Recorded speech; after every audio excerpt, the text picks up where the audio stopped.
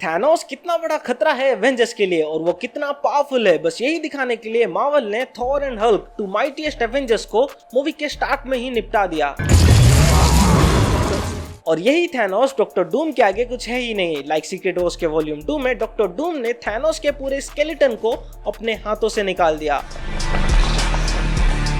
तो सोचो डॉक्टर डूम के पावर को, उसके खतरे को सेटअप करने के लिए मार्वल को क्या क्या नहीं करना पड़ेगा। तो उसके लिए मेरे पास एक थ्योरी है जो कि मुझे तो सही होता हुआ दिख रहा है। सो मेरी थ्योरी के हिसाब से डॉक्टर डूम का सेटअप आने वाली मूवी फैंटास्टिक 4 से ही स्टार्ट हो जाएगा। वी ऑल नो फैंटास्टिक 4 का मेन विलेन गैलेक्टस होने वाला है। वो कॉस्मिक एंटिटी जो प्लैनेट्स को खा के अपना लाइफ फोर्स सस्टेन करता है। और कॉमिक्स में आज तक ऐसा कभी हुआ नहीं है कि गैलेक्टस को फैंटास्टिक 4 अकेले हरा दिए हों। और इस मूवी में 1% की भी चांस नहीं है कि सारे एवेंजर्स आके फैंटास्टिक 4 की मदद करें गैलेक्टस को हराने के लिए। सो मोस्ट प्रोबेबली फैंटास्टिक 4 कुछ ऐसा करेगी जिससे गैलेक्टस मजबूर हो जाए अर्थ को ना खाने के लिए और टेम्परेरी अपना हार मानकर रिटर्न हो जाए, जैसा कि कॉमिक्स में कई बार हो चुका है। और मेरे थ्योरी के हिसाब से जब गैलेक्टस अपना हार स्वीकार करके रिटर्न होने ही वाला होता है तब डॉक्टर डूम गैलेक्टस के पावर्स को एब्जॉर्ब करने के लिए एक कॉम्प्लेक्स प्लान बनाएगा। डूम अपने एडवांस टेक्नोलॉजी और मिस्टिकल नॉलेज का यूज करके एक ऐसा डिवाइस बनाएगा जो गैलेक्टस के पावर्स को सिफोन कर सके। और जब तक गैलेक्टस को डूम का प्लान समझ में आता है तब तक डूम अपने डिवाइस को एक्टिवेट कर दिया होगा और गैलेक्टस के एनर्जी को अपने कंट्रोल में ले लेगा। ये मूवमेंट शो करेगा कैसे डॉक्टर डूम अपने कनिंग और इंटेलेक्ट का यूज करके गैलेक्टस की वास्ट पावर को सक्सेसफुली एब्जॉर्ब करके अपने पावर्स को बहुत ज्यादा बढ़ा लेगा। बिल्कुल वैसा ही जैसा उसने फैंटास्टिक 4 की इशू नंबर 243 में किया था।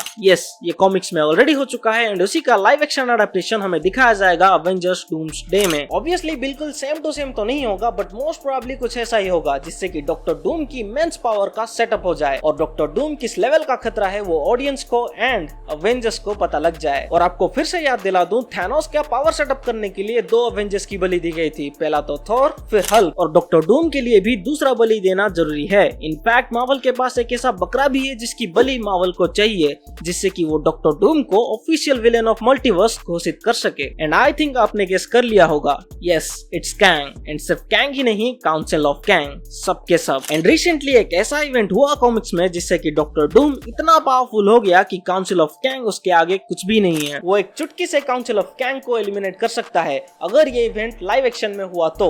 और वो इवेंट है doctor Doom becoming God emperor Doom. 2015 secret Wars में डॉक्टर डूम बियॉन्डर के पावर को चुरा के अपने अंदर ले लेता है और एक गॉड लेवल बीइंग बन जाता है जिसको हराना नेक्स्ट टू इम्पॉसिबल है with the help of doctor strange and molecule man. Molecule man वो है जिसका काइंड ऑफ रेफरेंस हमें डेडपूल एंड वुल्वरीन में दिया गया है एज एंकर बीइंग्स। जैसे एमसीयू में एंकर बीइंग्स हैं वैसे ही कॉमिक्स में बियॉन्डर ने हर यूनिवर्स में एक मॉलिक्यूल मैन को प्लेस किया टू डिस्ट्रॉय ऑल रियलिटी। किसी भी यूनिवर्स का अगर मॉलिक्यूल मैन मरता है तो वो यूनिवर्स भी अपने आप खत्म हो जाता है। एंड उसी मॉलिक्यूल मैन के साथ मिलकर डॉक्टर डूम डॉक्टर स्ट्रेंज की मदद से बियॉन्डर से डायरेक्ट कन्फ्रंट करता है एंड चालाकी से उसकी पावर्स चुरा कर अपने अंदर ले लेता है जिससे कि वो एक गॉड लेवल बीइंग में बदल जाता है जिसको हराना ना किसी सुपर हीरो की बस की बात है और ना ही काउंसिल ऑफ कैंग की। तो अगर इसका लाइव एक्शन एडेप्टेशन होता है तो डॉक्टर डूम एक गॉड लेवल बीइंग में बदल जाएगा एंड सीक्रेट वॉर्स का सबसे बड़ा हीरो बनेगा मिस्टर फैंटास्टिक रीड रिचर्ड्स। क्योंकि रीड रिचर्ड्स ही वो होता है जिसने गॉड एम्परर डूम को हराया था सीक्रेट वॉर्स में। क्योंकि एंड में मॉलिक्यूल मैन ने बियॉन्डर्स की पावर डूम से लेकर रीड रिचर्ड्स को ट्रांसफर कर दिया था,